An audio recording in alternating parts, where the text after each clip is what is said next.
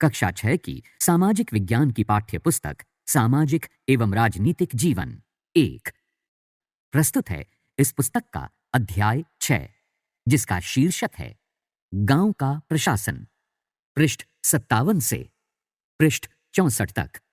तो आइए अब सुनते हैं अध्याय 6 गांव का प्रशासन, पृष्ठ 57। भारत में 6 लाख से अधिक गांव हैं। उनकी पानी, बिजली, सड़क आदि की जरूरतों को पूरा करना कोई आसान काम नहीं है। इसके अलावा जमीन के दस्तावेजों का रखरखाव करना पड़ता है और आपसी विवादों को भी निपटाने की जरूरत पड़ती है। इन सब की व्यवस्था के लिए गांव का प्रशासनिक ढांचा होता है। इस पाठ में हम 2 ग्रामीण प्रशासनिक अधिकारियों के काम के बारे में थोड़े विस्तार से पढ़ेंगे। इस पृष्ठ पर एक चित्र दिखाया गया है जिसमें ग्रामीण परिवेश में रहने वाले 2 व्यक्तियों के बीच आपसी वाद विवाद हो रहा है। गांव में झगड़ा। मोहन एक किसान है। उसके परिवार के पास थोड़ी सी खेतीहर जमीन है जिस पर वो कई सालों से खेती कर रहा है। उसके खेत से लगा हुआ ही रघु का खेत है। दोनों के खेत एक छोटी सी मेड़ से अलग होते हैं। एक सुबह मोहन ने देखा कि रघु ने मेड़ को थोड़ा आगे बढ़ा लिया था। ऐसा करके उसने मोहन की कुछ जमीन अपने खेत में मिला ली और अपने खेत का आकार बढ़ा लिया। मोहन को बहुत गुस्सा आया, मगर वो थोड़ा डरा हुआ भी था। रघु के परिवार के पास बहुत जमीन थी और इसके अलावा उसके ताऊ गांव के सरपंच थे। फिर भी मोहन ने हिम्मत जुटाई और रघु के घर पहुंच गया। दोनों के बीच कहासुनी हुई। रघु ने तो मानने से ही इनकार कर दिया कि उसने मेड़ को आगे बढ़ाया था। थोड़ी ही देर में झगड़ा शुरू हो गया। रघु ने अपने एक मजदूर को बुला लिया। दोनों मिलकर मोहन पर चिल्ला रहे थे। फिर उन्होंने मोहन को मारना शुरू कर दिया। हो हल्ला सुनकर पड़ोसी बाहर आ गए। उन्होंने देखा कि मोहन की पिटाई हो रही है। बीच बचाव करके उन्होंने मोहन को बचाया। मोहन को सिर पर और हाथ में बहुत चोट आई थी। एक पड़ोसी ने उसकी मरहम पट्टी की। मोहन के एक दोस्त ने, जो गांव के डाकघर में काम करता था, सुझाव दिया कि उन्हें स्थानीय पुलिस थाने जाकर रपट लिखवानी चाहिए। जबकि कुछ लोग इसके खिलाफ थे। उनको लग रहा था कि बहुत सारा पैसा बर्बाद हो जाएगा और नतीजा कुछ नहीं निकलेगा। पृष्ठ 58।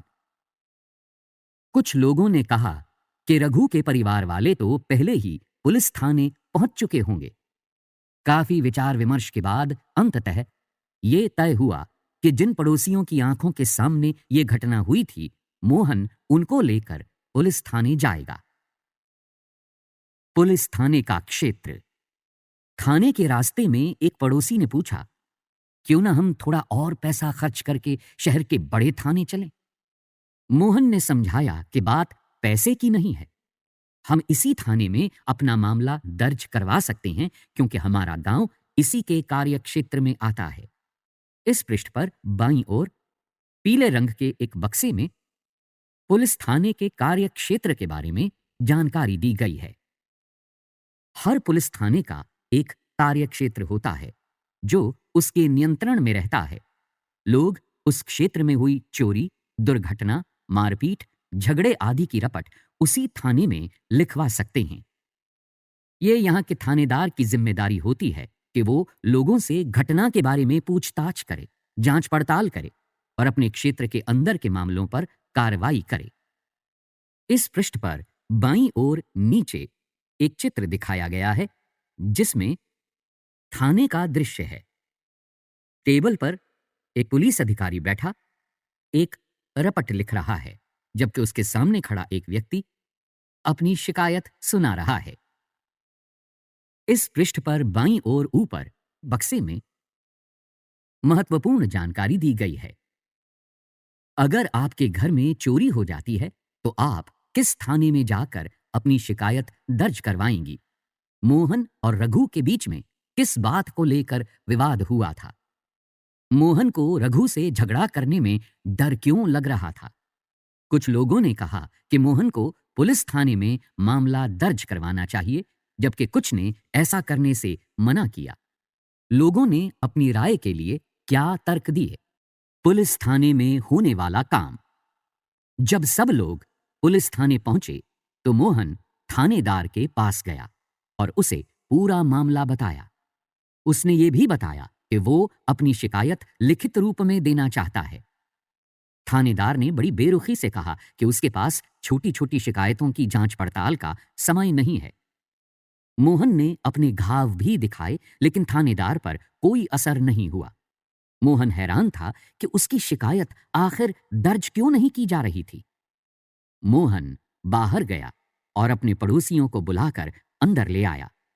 पड़ोसियों ने थानेदार को समझाया कि मोहन को उनकी आंखों के सामने पीटा गया है। अगर वे उसे न बचाते तो उसे बहुत ही गंभीर चोटें आती। उन्होंने मामला दर्ज करने पर जोर दिया। अंततः थानेदार राजी हो गया। उसने मोहन को अपनी शिकायत लिख कर देने को कहा।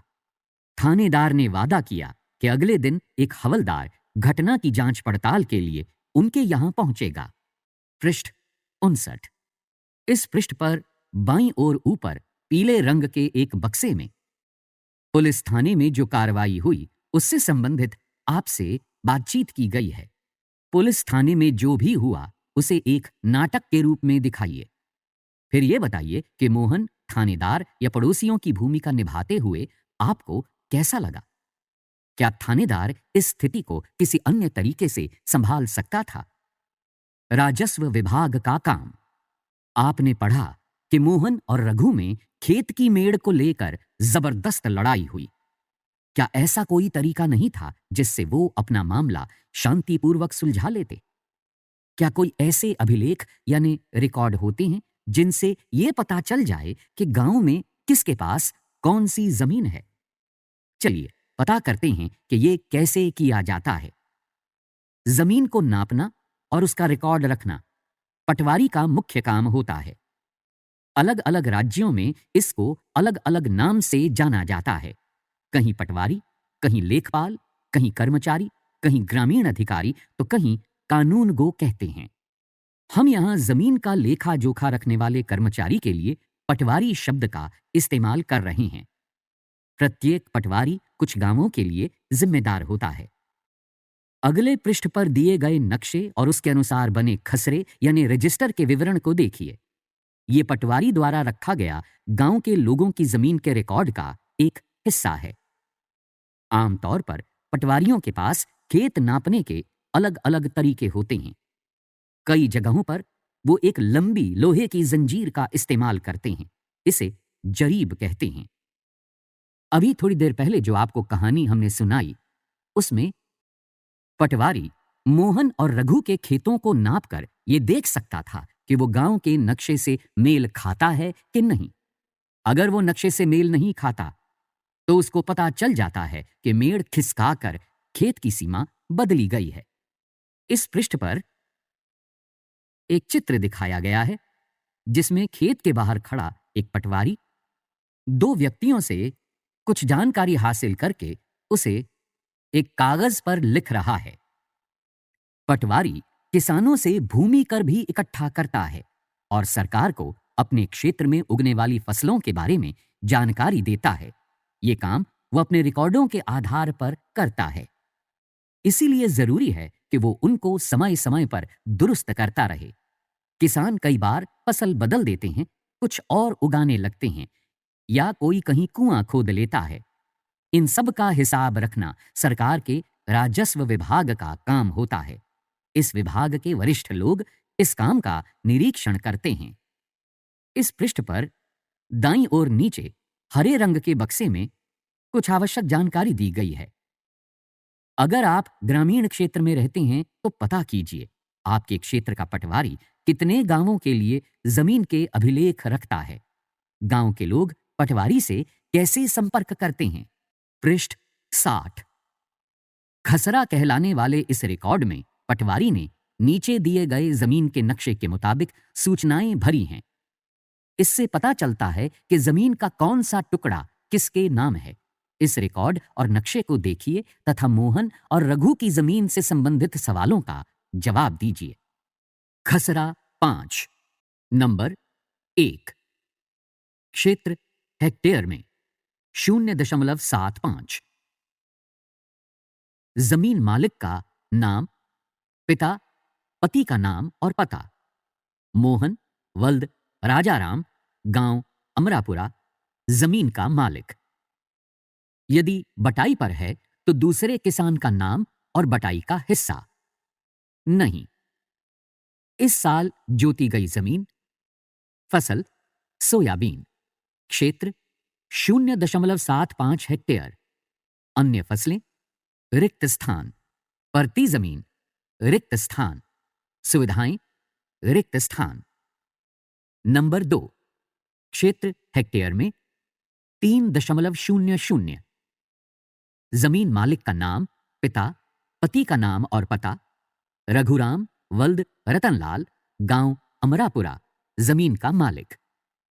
यदि बटाई पर है तो दूसरे किसान का नाम और बटाई का हिस्सा। नहीं। इस साल जोती गई जमीन। फसल गेहूं। क्षेत्र 2.75 हेक्टेयर। अन्य फसलें 1.75। परती जमीन 0.25। सुविधाएं कुआं 1 चालू। नंबर 3। क्षेत्र हेक्टेयर में 6.00। जमीन मालिक का नाम, पिता, पति का नाम और पता। मध्य प्रदेश सरकारी घास का मैदान। यदि बटाई पर है तो दूसरे किसान का नाम और बटाई का हिस्सा। नहीं। इस साल जोती गई जमीन। फसल रिक्त स्थान। क्षेत्र रिक्त स्थान। अन्य फसलें रिक्त स्थान। परती जमीन रिक्त स्थान। सुविधाएं कुआं 1 चालू। चारागाह। इस पृष्ठ पर दाईं ओर नीचे गांव अमरापुर पटवारी रिकॉर्ड नंबर 16 है दर्शाया गया है। ये पैमाने पर नहीं है। इस नक्शे के दाईं ओर एक तीर के ऊपर उत्तर दिशा लिखा हुआ है। इस नक्शे को समझने के लिए बाईं ओर नीचे चिन्ह दिखाए गए हैं, जिसमें खेतों की सीमा के लिए एक समानांतर रेखा दिखाई गई है। चारागाह को दिखाने के लिए जमीन पर घास प्रदर्शित की गई है। साथ ही 2 सीधी चलने वाली रेखाओं के बीच छोटे छोटे चिन्ह एक समान दूरी पर लगाकर कच्ची सड़क दिखाई गई है। कुएं के लिए एक रेखा के ऊपर गोल निशान के बीच में एक बिंदु लगाया गया है। पक्की सड़क के लिए 2 रेखाओं के बीच 2 चिन्ह एक दूसरे से एक समान दूरी पर दिखाए गए हैं। पेड़ के लिए पेड़ की आकृति बनाई गई है। क मोहन के खेत के दक्षिण में जो जमीन है वो किसकी है? ख रघु और मोहन की जमीन के बीच की सीमा पर निशान लगाइए। ग खेत संख्या 3 को कौन इस्तेमाल कर सकता है? घ खेत संख्या 2 और 3 से संबंधित क्या क्या जानकारी हमें मिल सकती है? पृष्ठ 61। इस पृष्ठ पर पीले रंग के बक्से में खेतों के नक्शे के रिकॉर्ड के बारे में महत्वपूर्ण जानकारी दी गई है। किसानों को अक्सर अपने खेत के नक्शे और रिकॉर्ड की जरूरत पड़ती है। इसके लिए उनको कुछ शुल्क देना पड़ता है। किसानों को इसकी नकल पाने का अधिकार है। हालांकि कई बार उनको ये रिकॉर्ड आसानी से नहीं मिलते। लोगों को इसको हासिल करने में कई मुश्किलों का सामना करना पड़ता है। कई राज्यों में ये सारे रिकॉर्ड कंप्यूटर में डालकर पंचायत के दफ्तर में रख दिए गए हैं ताकि वे आसानी से लोगों को उपलब्ध हो सकें और नई सूचनाओं के अनुसार नियमित रूप से दुरुस्त होते रहें। आपको क्या लगता है कि कि किसानों को इस रिकॉर्ड की जरूरत कब पड़ती होगी। नीचे दी गई स्थितियों को पढ़िए और उन मामलों को पहचानिए जिनमें जमीन के रिकॉर्ड अनिवार्य होते हैं। ये भी बताइए कि वे किस लिए जरूरी हैं। एक किसान दूसरे किसान से जमीन खरीदना चाहता है। एक किसान अपनी फसल दूसरे को बेचना चाहता है। एक किसान को अपनी जमीन में कुआं खोदने के लिए बैंक से कर्ज चाहिए। एक किसान अपने खेतों के लिए खाद खरीदना चाहता है। एक किसान अपनी जमीन अपने बेटे व बेटियों में बांटना चाहता है। भारत के सभी राज्य जिलों में बंटे हुए हैं। जमीन से जुड़े मामलों की व्यवस्था के लिए इन जिलों को और भी छोटे खंडों में बांट दिया जाता है। जिले के उपखंडों को कई नामों से जाना जाता है, जैसे तहसील, तालुका इत्यादि। सबसे ऊपर जिला अधिकारी होता है और उसके नीचे तहसीलदार होते हैं। उन्हें विभिन्न मामलों को निपटाना होता है।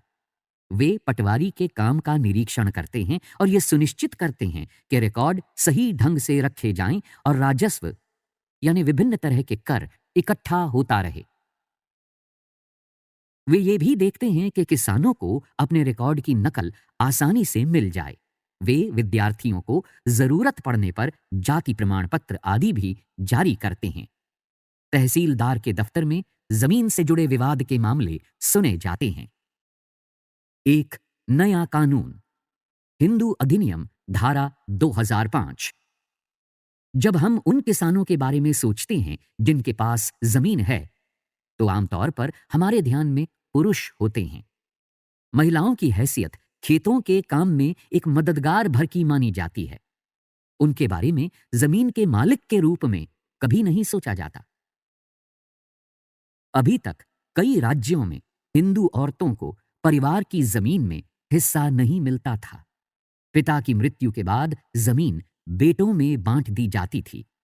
हाल ही में यह कानून बदला गया है। नए कानून के मुताबिक हिंदू परिवारों में बेटों, बेटियों और उनकी मां को जमीन में बराबर हिस्सा मिलता है। ये कानून सभी राज्यों और केंद्र शासित प्रदेशों में भी लागू होगा। इस कानून से बड़ी संख्या में औरतों को फायदा होगा। उदाहरण के लिए सुधा एक खेतीहर परिवार की सबसे बड़ी बेटी है। वो शादीशुदा है और पास के गांव में रहती है। अपने पिता की मृत्यु के बाद सुधा अक्सर खेती के काम में मां का हाथ बटाने आती है। उसकी मां ने पटवारी से कहा कि जमीन पर अब बेटे के साथ साथ उसका और दोनों बेटियों का नाम भी रिकॉर्ड में आ जाए। पृष्ठ 62। सुधा की मां बड़े आत्मविश्वास के साथ छोटे बेटे और बेटी की मदद से खेती का काम संभालती है। सुधा भी इसी निश्चिंतता में जी रही है कि जरूरत पड़ने पर वो अपने हिस्से की जमीन से काम चला सकती है। इस पृष्ठ पर एक चित्र दिखाया गया है जिसमें एक बाड़ के दूसरी तरफ एक घर बना हुआ है। उस घर के बाहर दो पुरुष खड़े हैं। बाड़ के इस तरफ दो महिलाएं खड़ी हैं। इस चित्र के शीर्षक में लिखा है, एक बिटिया की चाह। विरासत में मिला ये घर पापा को अपने पिता से। यही घर मिलेगा मेरे भैया को मेरे पिता से। पर मैं और मेरी मां, हमारा क्या? बता दिया गया है मुझे, पिता के घर में हिस्से की बात औरतें नहीं किया करती। लेकिन मुझे चाहिए एक घर अपना, बिल्कुल मेरा अपना। नहीं चाहिए दहेज में रेशम और सोना। स्रोत reflections on my family, Anjali Monteiro, TISS, Mumbai. इस पृष्ठ पर नीचे पीले रंग के बक्से में सार्वजनिक सेवाओं के बारे में महत्वपूर्ण सूचना दी गई है। अन्य सार्वजनिक सेवाएं, एक सर्वेक्षण। इस पाठ में हमने सरकार के कुछ प्रशासनिक कार्यों के बारे में पढ़ा, खासकर ग्रामीण क्षेत्र के संदर्भ में। पहला उदाहरण कानून व्यवस्था बनाए रखने के बारे में था और दूसरा जमीन के अभिलेखों की व्यवस्था के बारे में। पहले मामले में हमने पुलिस की भूमिका का परीक्षण किया और दूसरे में पटवारी की भूमिका का। इनके काम का विभाग के अन्य लोगों द्वारा निरीक्षण किया जाता है, जैसे पुलिस अधीक्षक या तहसीलदार। हमने ये भी देखा कि लोग कैसे इन सुविधाओं का इस्तेमाल करते हैं और उन्हें किस तरह की समस्याएं आती हैं। इन सेवाओं का उपयोग कानूनों के अनुसार होना चाहिए। आपने संभवतः सरकार के अन्य विभागों द्वारा दी जा रही सार्वजनिक सेवाओं को देखा होगा। अपने गांव या क्षेत्र के लिए दी जा रही सार्वजनिक सेवाओं की एक सूची बनाइए। दुग्ध उत्पादक समिति, राशन की दुकान, बैंक, पुलिस थाना, बीज और खाद के लिए कृषक समिति, डाक बंगला, आंगनवाड़ी, बालवाड़ी, सरकारी स्कूल, प्राथमिक स्वास्थ्य केंद्र, अस्पताल इत्यादि।